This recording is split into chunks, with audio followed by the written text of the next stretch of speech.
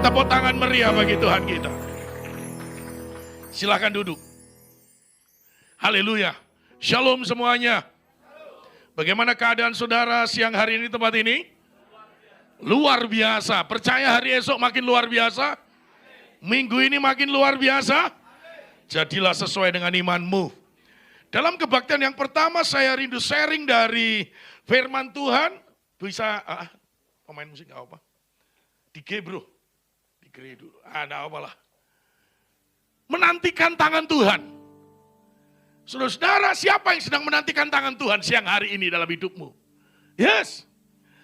Saudara dikasih Tuhan Yesus, kita menantikan tangan Tuhan untuk intervensi dalam kehidupan kita. Untuk campur tangan dalam kehidupan kita. Untuk mengubah, untuk menolong kita. Untuk membawa kita kepada apa yang kita percayai dalam kehidupan ini. Satu kali dalam doa saya ketika saya merenungkan ayat ini. Bisa jadi engkau sedang ada di tempat yang gelap. Dan engkau menantikan tangan Tuhan untuk membawa engkau masuk kepada tempat yang terang. Setuju katakan amin. Bisa jadi engkau sedang membutuhkan pertemuan dengan seseorang dengan posisi, dengan pangkat tingkatan yang lebih tinggi. Dan secara manusia mustahil. Maka engkau membutuhkan tangan Tuhan. Nah saudara dikasih Tuhan Yesus. Ayat ini ditulis oleh Daud di Gebru ya. Saat ku perlu Tuhan tahu. Saat ku minta, Tuhan dengar. Saat percaya. Mantap. Yang lain kayaknya suaranya kurang meyakinkan ini. Pak Gembala yang kenceng suaranya. Udah tahu belum lagu ini? Tahu ya? Bisa disiapin bro. Saat ku perlu, Tuhan tahu. Saat ku minta, Tuhan dengar. Saat percaya. Saat menangis. Saat menangis, Tuhan tahu. Saat berdoa, Tuhan dengar. Saat bersyukur, Tuhan bertindak. Tuhan berkatilah. Oke. Gak ada tulisannya sih. Ada lagunya enggak? Hey. Saya diberkati dengan lagu ini. Halo. Kalau engkau menangis, Tuhan tampung air matamu di atas kirbat. Oke, menantikan tangan Tuhan. Nah, waktu saya duduk di sini, tiba-tiba saya disingkapkan begini. Ini yang nulis Daud, saudara. Daud kita tahu, orang yang luar biasa di hadapan Tuhan. Orang yang sangat mengasihi Tuhan. Tapi Daud pun juga diperhadapkan dengan persoalan-persoalan yang berat dalam hidupnya. Lihat kanan kirimu kasih tahu, apalagi kamu. Gitu ya saudara ya. Ayo kita lanjutkan. Menantikan tangan Tuhan. Nah, yuk kita baca Mazmur 27 ayat 14. Hari ini kita akan eksposisi Mazmur 27. Ayat 1 sampai dengan ayat 14. Kita baca ayat ini, 1, 2, 3.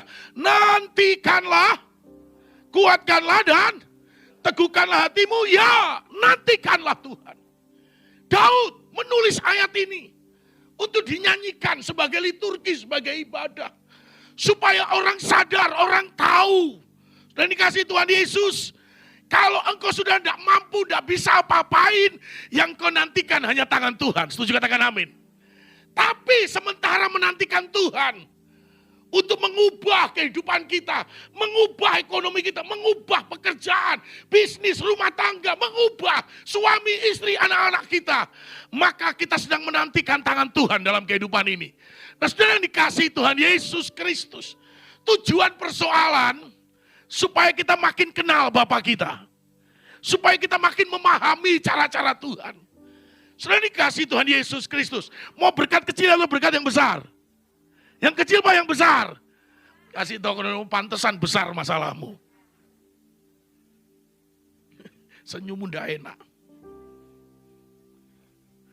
Sementara menantikan Tuhan, hati kita mesti kuat. Hati kita mesti kokoh. Loh kenapa begitu Pak Pendeta? Sebab kalau hatimu goyang, percaya, goyah. Percaya, bimbang. Percaya, apalagi lawannya? Ayo. Ragu-ragu, percaya, apalagi? Khawatir, ayo pengalamanmu, percaya. putus asa. Enggak apa-apa, itu pengalaman hidup. Percaya. Haleluya.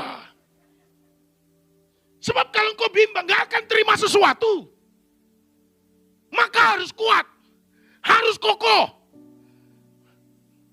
Walaupun badai makin kuat menghantam. Sementara saya keluar tadi, saya dengar yang masih single.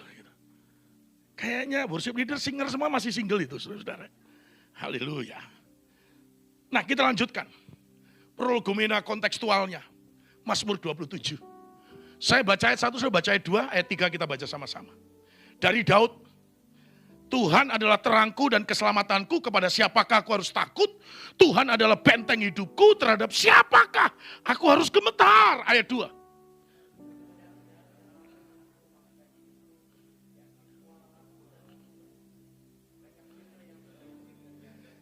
Nih sampai di sini dulu, sampai ayat 2 saja. Banyak sekali orang yang sedang memburu Daud. Banyak sekali orang-orang yang sedang ingin menangkap Daud. Bahkan dikatakan menyerang aku untuk memakan dagingku dalam ayat 2. Jujur nih, persoalanmu sama persoalan Daud lebih berat siapa? Lebih berat siapa? Kasih tahu kalian kenapa kamu lebay gitu. Alkitab kita kadang-kadang ungkapkan kejujuran. Saudara, persoalan-persoalan yang berat. Ayat yang ketiga, sekalipun tentara berkemah mengepung aku, tidak takut hatiku. Sekalipun timbul peperangan melawan aku, dalam hal itu pun aku tetap percaya. Anak Tuhan tidak boleh takut, karena Tuhan menyertai setiap tantangan. Justru setiap tantangan itu membuat cara Tuhan untuk menyatakan mukjizatnya. Ku tidak takut. Sebab kau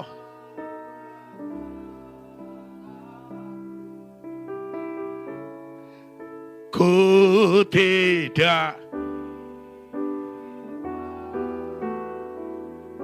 sebab engkau. Sampai sini dulu. Nyanyimu kayak orang gak makan 3 hari 3 malam. Kurang kuat. Udah makan belum tadi kesini? Belum? Sama, saya juga belum. Ayat 3. Sekalipun tentara berkemah mengepung aku, tidak takut hatiku. Sekalipun timbul peperangan melawan aku, dalam hal itu pun aku tetap percaya. Saudara, ada banyak hal yang bisa membuat kita memilih untuk takut. Tapi hari ini apapun yang terjadi, firman Tuhan menegaskan, jangan takut. Gak usah takut. Kenapa? Ada Tuhan yang menyertai engkau. Ada Tuhan dalam hidupmu. Setuju, katakan amin. Ada Tuhan dalam setiap langkahmu. Setuju? Tiap langkahku. Bentar. Suaramu itu kayak gelombang lautan yang terhantam ombak pecah. Gak jelas suaranya. Apa yang melatar belakangnya ayat ini? Yang pertama, Daud ketika dikejar oleh Saul. Nah ini, saudara tahu peristiwa peperangan, kemenangan yang dialami Daud dan Saul melawan orang Filistin. Membuat Saul dengki karena nyanyian Saul membunuh beribu-ribu, Daud membunuh berlaksa-laksa.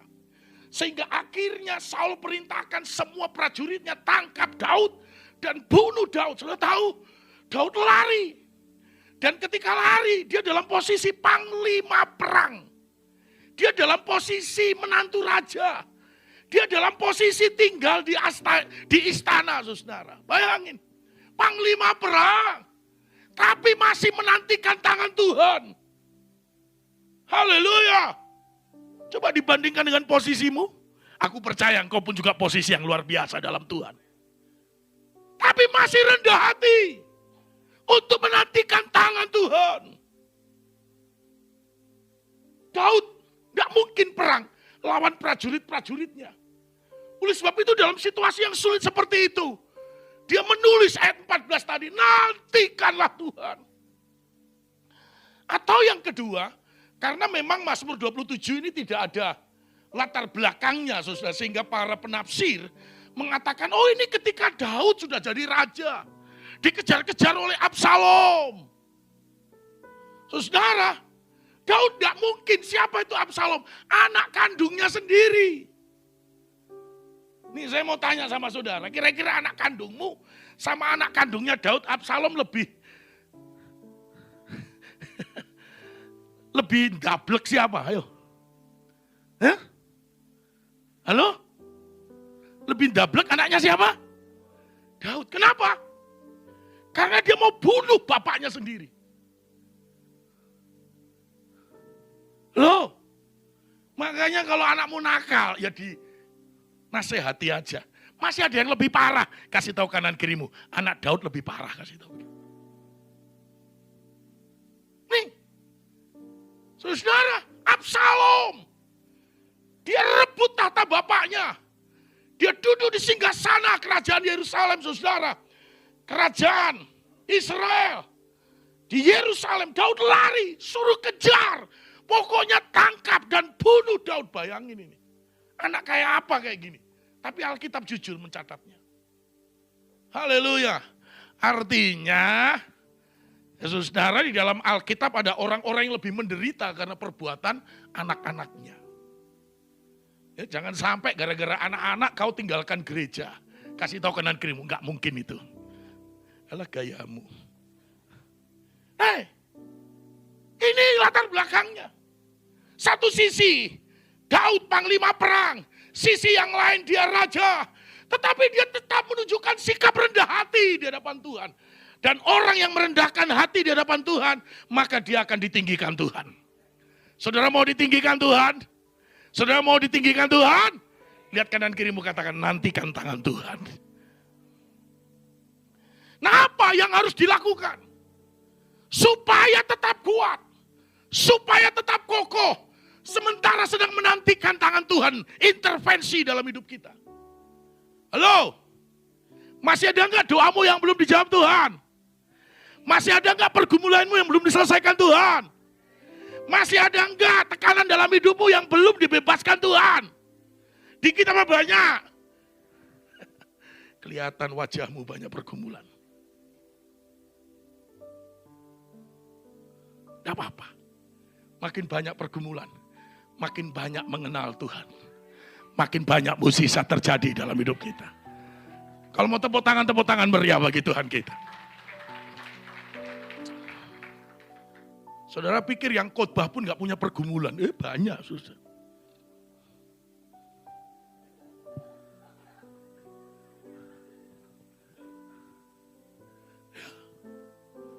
Tapi satu kali, saya tiba-tiba dengar 3 kata ini. Badai pasti berhenti. Terus kuat kembali saya. Kalau Tuhan bisa menghentikan badai dalam hidupku, Tuhan juga bisa menghentikan badai dalam hidupmu. Haleluya. Nah, apa yang harus kita lakukan? Yang pertama, Mazmur 27 ayat 4 sampai dengan ayat 6. Saya baca ayat 4, saudara 5, ayat 6 kita baca sama. Satu hal telah kuminta kepada Tuhan, itulah yang kuingini, diam di rumah Tuhan seumur hidupku, menyaksikan kemurahan Tuhan dan menikmati baitnya. Ayat 5.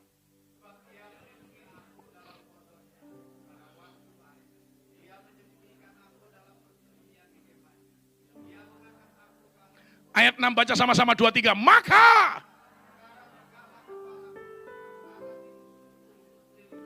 dan kemahnya, dalam kemahnya aku mau mempersembahkan korban dengan aku mau. Dan jadi supaya hati kita tetap kuat, tetap kokoh, yang pertama adalah tetap bersama dengan Tuhan. Dan pada waktu bersama dengan Tuhan kita tidak hanya diam-diam, tetapi bermazmur, bernyanyi, memuji, menyembah Tuhan. Setuju katakan amin? Yes. Kalau engkau sedang mengalami banyak tekanan, kira-kira kepalamu tegak atau kepalamu menunduk? Kenapa menunduk? Banyak tekanan. Susah ngomong, saya tutup mata nggak tahu siapa yang ngomong. Ayo. Ngomong. Jadi kepalamu menunduk, kenapa? Apa? Lapar. Ngomong sama Pak Gembala kau. Tapi ketika engkau tetap bersama dengan Tuhan, banyak badai menghantam hidupmu. Ayat yang ke-6, tegak kepalaku. Kenapa tetap tegak Daud? Karena dia tetap bersama dengan Tuhan. Dia tetap ada di dalam